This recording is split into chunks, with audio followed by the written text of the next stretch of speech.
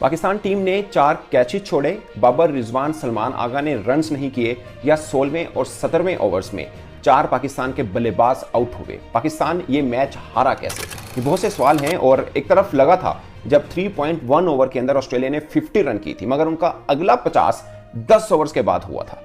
अंदाजा कीजिए कि पाकिस्तान ने कैसा कमबैक किया था, थैंक्स टू हारिस रऊफ और अब्बास अफरीदी। और उसके बाद पाकिस्तान ने काफी कंट्रोल रखा, मगर इस बीच में पाकिस्तान ने 4 कैचेज छोड़े थे। वेरी फर्स्ट ओवर के अंदर नसीम शाह ने शहीन शाह अफरीदी की बॉल के ऊपर कैच छोड़ा, फिर सलमान आगा ने कैच छोड़ा, उसके बाद बाबर आजम ने कैच छोड़ा, और साहबजादा फरहान एक मिस चांस में थे, वो भी हुआ, और शहीन शाह अफरीदी ने एक कैच छोड़ा। ये पाकिस्तान ने कैचेज छोड़ने के बावजूद मुझे लगता है 147 रन बनाए, 148 पाकिस्तान को चेस करना था। और इस पिच के ऊपर जहां पर बजाहिर पहले लग रहा था कि आज ऑस्ट्रेलिया 200 से ऊपर रन करेगा, साफ नजर आ रहा था पहले ओवर के अंदर शाहीन अफरीदी के, वो शाहीन अफरीदी जो पहले ओवर में विकेट्स लेने के नाम से पहचाने जाते हैं। पहले ओवर में 21 रन हुए थे और दूसरा ओवर नसीम शाह ने किया, उनको 16 हुए थे। तो उस वक्त पिच पे लगा कि 200 रन बनेंगे और खुला मैच होगा और आज मतलब एक अच्छे रन्स देखने को मिलेंगे, मगर 148 का टारगेट पाकिस्तान को मिला और वहां पे लगा कि मैच पाकिस्तान जीत गया और सीरीज में वापस आ गया।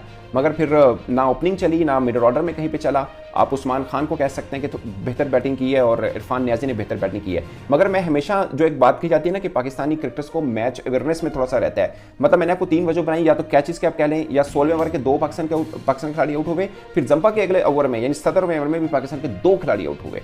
आप इसको वजह कह लें, कैचेज छोड़े उसको कह लें, या बाबर आजम ने रन नहीं किए, रिजवान ने रन नहीं किए, सलमान आगा ने रन नहीं किए, साहबजादा फरहान ने रन नहीं किए, या आप इनको समझ लें। बट मुझे लगता है इन सब चीज़ों के बावजूद पाकिस्तान मैच के अंदर था, एक मैच अवेयरनेस जिसे बोलते हैं, उस वजह से शायद पाकिस्तान हारा। वो ये कि आपके पास जब अब्बास अफरीदी आए, जब शहीन शाह अफरीदी आए, जब नसीम शाह आए, ये तीनों बॉलर हैं, तीनों के तीनों बॉलर हैं और उस वक्त इरफान नियाजी खड़े हैं। मैं हमेशा एक चीज़ कहता हूं, जब आपके पास बॉलर आ गए और 2-3 विकेट पड़ी हैं, वहां पर बल्लेबाज को ही चांस लेना बनता है, वहां पे बॉलर का चांस लेना नहीं बनता है। चले अब्बास अफरीदी तक ठीक था कि वो चांस ले रहे हैं तो बैट्समैन आपका सेफ रहा, लेकिन जब अब्बास अफरीदी आउट हो गए फिर शाहीन अफरीदी आए हैं और उन्होंने भी आती ही जंपा को अटैक किया। वो साफ था कि मिड विकेट की तरफ मारना चाह रहे थे, वहां पर बाउंड्री छोटी थी तो जंपा इसलिए उनको रॉन्ग बन कर रहा था, गुगली कर रहा था, और बाद में जंपा ने उनको आउट किया। फिर नसीम शाह भी 2 बॉलों के मेहमान साबित हो गए।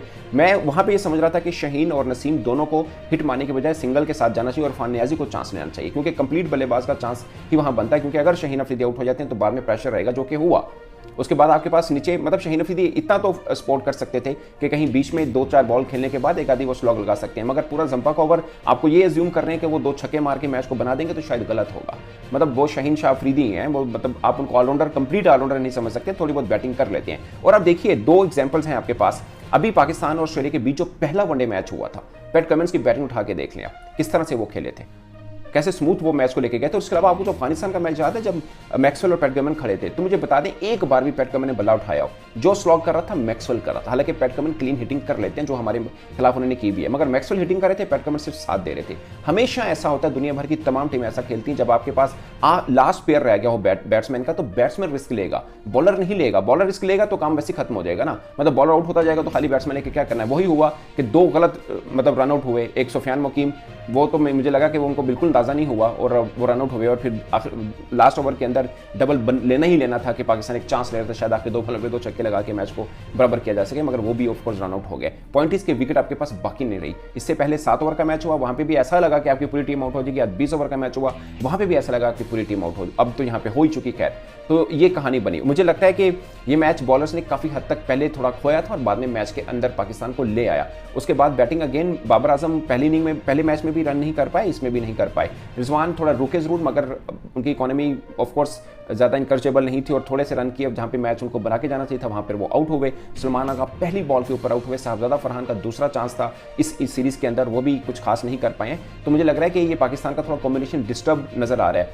आज कंप्लीट 5 बॉलर के साथ पाकिस्तान खेला। अगर कोई ये कहे कि नहीं 6 बैट्समैन की जरूरत थी यहाँ पे, तो मुझे लगता है कि 6 बैट्समैन और 5 बॉलर एक अच्छा कॉम्बिनेशन था। साथ में आपने बैट्समैन को अगर फील करें कि नहीं हमारे पास आज हसीबुल्ला होते तो शायद मैच बन जाता, तो मैं ये कहूँगा कि अगर हसीबुल्ला होते तो एक बॉलर कम होता। फिर आपने जो 147 पे आउट किया वो फिर 180 पे जाना था काम, क्योंकि आपको सुफियान मुकीम ने विकेट भी दिलाई है। उन्होंने अच्छी बॉलिंग की। अब्बास, सुफियान और हारिस रऊफ को ये जो ट्राइका लगा था, वहां से पाकिस्तान मैच में वापस आया था। मगर सब कुछ होने के बावजूद पाकिस्तान ये मैच जीत सकता था, इवन के रिजवान, बाबर, सलमान आगा के आउट होने के बावजूद भी। इवन के लास्ट में जहां पे इरफान नियाजी थे, उनके साथ नसीम शाह, शहीन शाह अफरीदी और अब्बास थे, तो शायद वहां पर भी हम मैच को कैलकुलेट करके चलते तो मैच हमारे हाथ से गया नहीं है। लास्ट तक हम उम्मीद बना के बैठे हैं। आखिरी ओवर में भी इतनी मिस्टेक्स करने के बावजूद पाकिस्तान मैच से आउट नहीं था।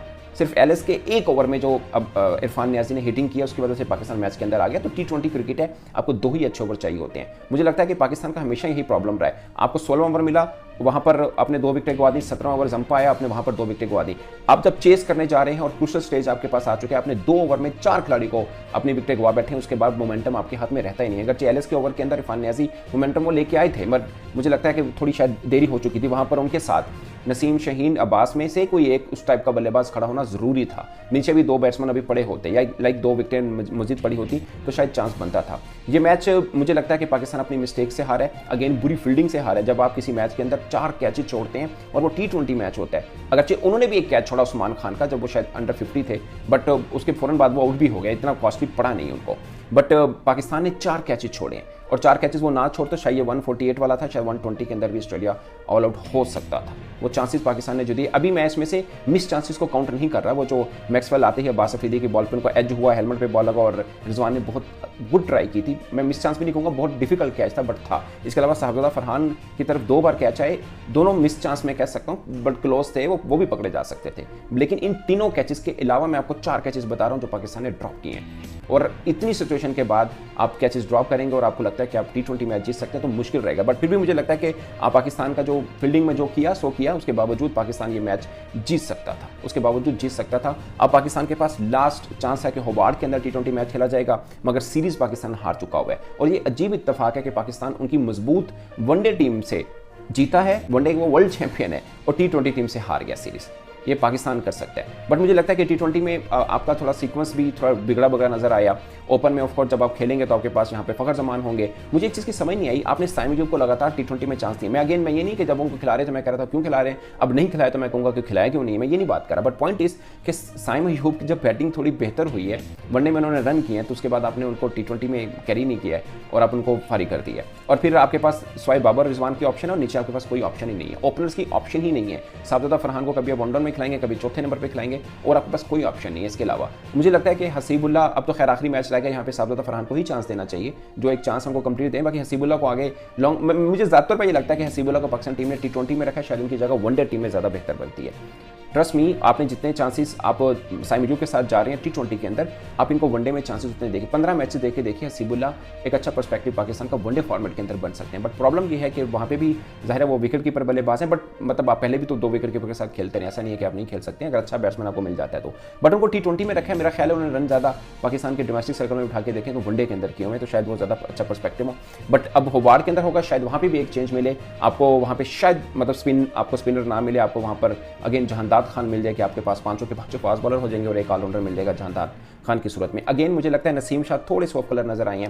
शाहीन अफरीदी को पहले ओवर में रन हुए, उसके बाद थोड़ा सा कम बैक हुआ, अगर से दूसरे ओवर में भी उनको रन हुए, पहले 2 ओवर में उनको 32 रन हुए थे, पहले में उनको 21 हुए, दूसरे में 11 हुए, 2 ओवर में 32 शाहीन को होंगे तो पाकिस्तान के लिए प्रॉब्लम रहेगा, मगर उसके बावजूद हमने कम बैक किया था। और नसीम शाह थोड़े से ऑफ कलर लगे हैं। मैं हमेशा समझता हूँ कि नसीम शाह पाकिस्तान की बॉलिंग अटैक में मुझे सबसे ज़्यादा पसंद है, बट वो उनका फिटनेस लेवल थोड़ा शायद मुझे गिरा हुआ नजर आ रहा है और उनकी बॉडी लैंग्वेज भी थोड़ी सी उलझी सी है। आई डोंट नो कि उनके मन में क्या चल रहा है, वो ज़ाहिर टीम मैनेजमेंट और वो खुद बेहतर जानते होंगे। बट पाकिस्तान के लिए परेशानी की बात जरूर होगी कि आपके दोनों अटैक के बॉलर को ऊपर अटैक हुआ, मतलब शाहीन और नसीम के ऊपर हुआ। अगर आइंदा ऐसा हुआ तो हर बार वापसी नहीं कराएंगे ना हारिस ना अब्बास अफरीदी, मतलब अब्बास अफरीदी अभी जूनियर है, आप उन पर उम्मीदें रखेंगे। अगरचे उन्होंने पहले मैच में भी जो 7 ओवर को 1 ओवर किया अच्छा किया और इसमें भी उन्होंने शानदार अटैक किया। कुल मिला के पाकिस्तान के लिए पॉजिटिव चीज़ें जरूर हो सकती है, मगर ये हार किसी तरह से भी बर्दाश्त के काबिल नहीं है, क्योंकि ये मैच पाकिस्तान की झोली में था जो पाकिस्तान ने खुद गवाया। इस पर आप अपनी राय कमेंट बॉक्स में जरूर बताइएगा। मेरी तरफ से इतना ही, इजाजत दीजिए, अल्लाह हाफिज़।